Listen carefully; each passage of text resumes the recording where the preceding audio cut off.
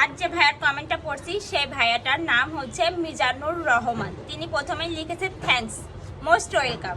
তিনি বলেছেন নিজের কবরের চিন্তা করেন।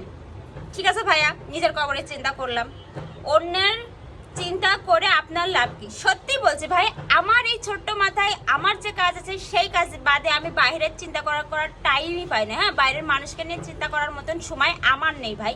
আমি যে কাজগুলো করি আমার এই মস্তিষ্কে শুধুমাত্র সেই কাজগুলোই থাকে। বাইরের মানুষের নিয়ে চিন্তা করার মতন মানসিকতায় আমি না, মানসিকতার মেয়েই আমি না।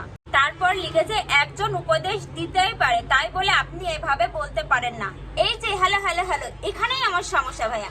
আমি যেহেতু আপনার বিষয়ে কথা বলতে পারি না, আপনিও তো আমার বিষয়ে কথা বলতে পারেন না।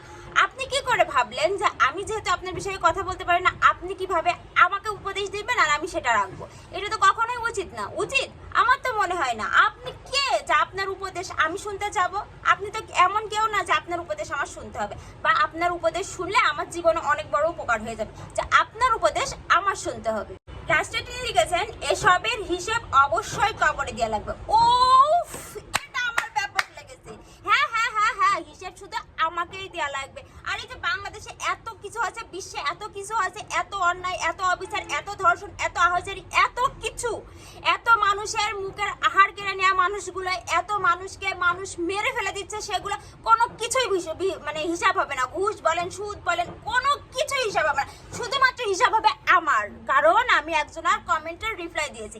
যে আমার উন্না পড়া নিয়ে কথা বলেছিল তার কমেন্টের রিপ্লাই দিয়েছে। সে আমার উন্না পড়া নিয়ে কথা বলেছিল, কিন্তু সে পর্দা করে সে কি করছে? বেশ্যাগিরি করছে। সেটার কথা বলেছে বলে, সেই প্রতিবাদ করেছি বলে আমার বিচার হবে কবরে। ইস, কবরের ভিতরে আমি চলে গেছি। এটা সত্যি যে ফেসবুকে ভিডিও আপলোড করার অধিকার যেমন আমার আছে, কমেন্ট করার অধিকারও আপনার আছে, কিন্তু আরেকটা জিনিস আছে, সেটা হচ্ছে স্ক্রিপ্ট। আমার ভিডিও ভালো না লাগলে আপনি স্ক্রিপ্ট করে চলে যাবেন, কিন্তু আপনি একটা ফাউল কথা বলবেন, আমি শ্রাবণী সেটা কান বুঝে শুনবো, সেই কোয়ালিটির মেয়ে আমি নয়। সুতরাং কমেন্ট করার আগে হিসেব করে কমেন্ট করবেন, ঠিক আছে? আর কবরে যেয়ে দেখা হচ্ছে।